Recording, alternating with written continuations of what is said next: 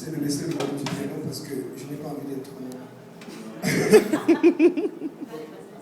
Nous allons élever la voix vers le Seigneur et que nous allons applaudir. Acclamons le Seigneur.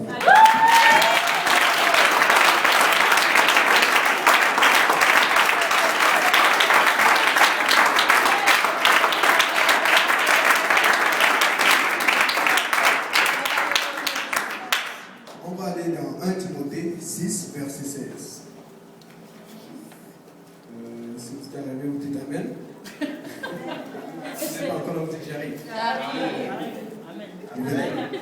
Qui seul possède l'immortalité, qui habite une lumière inaccessible et que nul homme n'a vu, ni ne peut voir, à qui soit l'honneur et la puissance éternelle. Amen. Amen. On est d'accord qu'on parle ici de Jéhovah, de Dieu Tout-Puissant. Je vais prêcher un message qui s'intitule Dieu existe-t-il vraiment? Si oui, que devons-nous faire? Amen. Le Seigneur. Dans ce message, dans ce verset que nous avons lu, il y a deux points importants que je veux noter. L'immortalité et l'inaccessibilité. Dieu est inaccessible, Dieu est immortel. Ça, c'est quelque chose que je veux dire. Ça, c'est quelque chose que chacun d'entre nous a ici. Et moi, je veux atteindre cela. Mais comment? Pour connaître Dieu, il faut d'abord croire. Il faut l'entendre.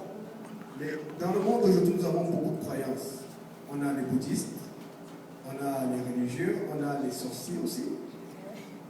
On a les croyants des ovnis.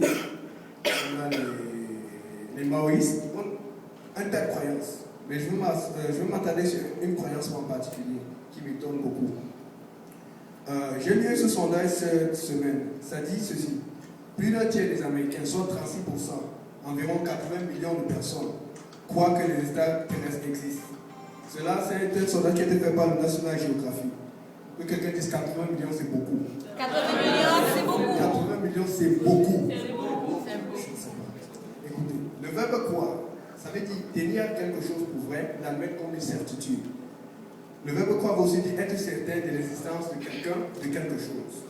C'est-à-dire que pendant que le christianisme, qui est l'une des religions les plus répandues dans le monde, est prêché et a des preuves comme le temple de Salomon, Babylone, le mont Sinaï, autant de preuves, les découvertes qui ont été faites dans la grotte de Qumran, au sujet de la Bible, au sujet des rois qui ont hésité dans le temps, les gens croient à des incertitudes, comme les ovnis.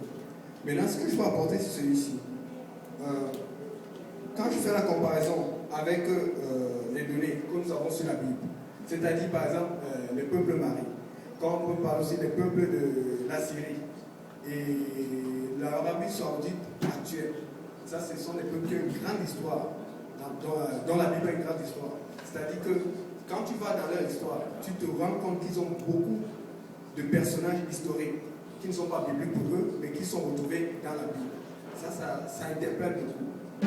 Ici, on a un développement d'essayer de se battre tous les jours. On se bat tous les jours pour dire Dieu existe. Mais il faut faire quelque chose. Parce que si Dieu n'existe pas, on peut juste vivre comme ça et avancer. Il n'y aura rien à faire. Donc, le truc ici, ce n'est pas ignorer Dieu. Maintenant, je veux vraiment m'attarder sur ceux qui ont essayé d'ignorer Dieu. Je vais vous donner quelques exemples.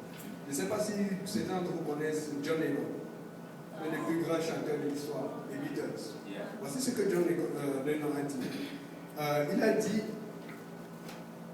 que la christianité va finir, que ça va finir totalement, et qu'il n'a pas besoin d'argumenter après cela. Et ça, c'est dans le moment où les Beatles étaient très populaires.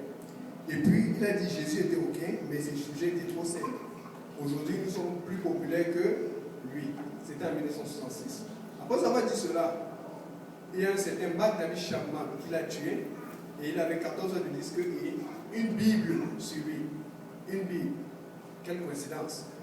L'ancien président du Brésil, Tancredo Neves, quand il s'est fait réélire, il a dit s'il a 500 000 voix, même Dieu ne peut pas le faire tomber. Il est mort un jour avant d'être élu. Wow! Quelle coïncidence? Je ne sais pas. Le truc, c'est qu'il ne faut pas s'amuser avec Dieu, parce que le Seigneur, il ne rit pas. Celui qui a construit le Titanic, après avoir fini, il a dit que même Dieu ne peut pas le couler. Et on sait que le Titanic a été coulé par un petit iceberg. Maintenant, pour finir, je vais finir avec 3 pierres. Ça dit ceci. Sachant tout d'abord ceci, qu'au dernier jour, il viendra des moqueurs qui se conduiront selon le convertis et qui diront où est la promesse de son avènement. Car depuis que nos pères sont morts, toutes ces choses demeurent comme depuis le commencement.